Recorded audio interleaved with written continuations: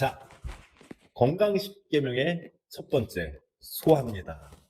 이게 이제 한의학을 공부하는 사람들마다 이제 중요하게 생각하는 부분들이 견해에 따라서 좀 차이가 있습니다. 그런데 기본적으로 소화라는 부분들은 저희가 건강을 생각할 때 잘 먹고, 잘 자고, 잘 싸고.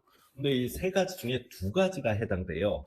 즉, 잘 자는 거 빼놓고, 잘 먹고, 잘 싸는 게 소화입니다. 사람들이 일반적으로 생각을 할 때 소화라고 하면 속이 더부룩해요, 답답해요, 가스 차요, 이런 것만 소화를 생각을 하시는데 똥을 못 싸시는 것도 소화예요. 왜냐하면 소화라는 것은 음식물이 입으로 들어와서 비위, 소장, 대장, 그리고 똥까지 나오는 일방적인, 그러니까 일방통행이죠. 어떻게 차로 보면요. 그렇게 위에서 아래로 내려가는 과정이 전부 다 소화가 됩니다. 그렇기 때문에 만일 여러분들이 변비가 있다, 그러면 소화가 잘 안 되는 거예요.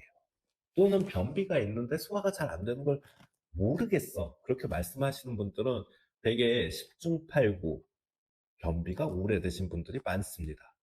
그래서 이 잘 먹고 잘 싸는 거는 결코 서로 다른 게 아닙니다. 여러분, 혹시 이 중에 변비 환자가 있으시면 아시죠? 똥 한번 잘 시원하게 싸고 나면은 배가 고파요. 그리고 더더군다나 중요한 거는 변비라는 거는 같은 층에 이제 룸메이트가 있어요. 신장, 자궁 되게 이웃하고 있는 관계인데 같은 방을 쓰고 있는 룸메이트가 되게 방을 어질럽혀. 그러면 저는 쓸 공간이 없잖아요.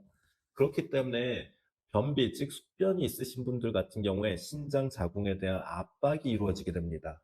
그렇게 되면은 몸도 붓고요. 그 다음에 붓는다는 건 뭐예요? 소변 자체가 이제 좀 원활하게 나오지 않는다는 이야기입니다. 그래서 소화라는 부분은 음식물이 입에서 똥까지 나오는 그 모든 게 소화다. 그리고 변비가 있다. 이거는 즉 소화가 안 된다고 인식을 하시면 됩니다. 근데 사람이 결국에는 순환이라는 거는 온몸의 머리부터 손발, 발끝까지의 순환이거든요.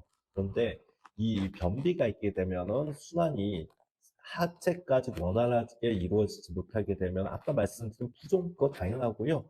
네, 열이라는 부분들이 되게 위쪽으로 몰리게 되면서 불면, 잘 먹고, 잘 자고, 잘 싸고 이거 세 개를 해야 되는데 변비가 있게 되면 잘 자고가 잘 안 돼요. 그래서 의외로 저희가 무관한 것 같지만 사람 몸은 정말 전부 다 연결이 되어 있고요.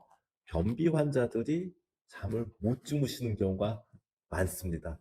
혹시 이 유튜브를 보고 계신 여러분들 변비 있는데 잠을 잘 못 잔다 그러면 잠자로는 그쪽에 포커스를 하시지 마시고요. 한번 변비를 해소하는데 한번 힘을 쏟아보시는 건 어떻겠습니까?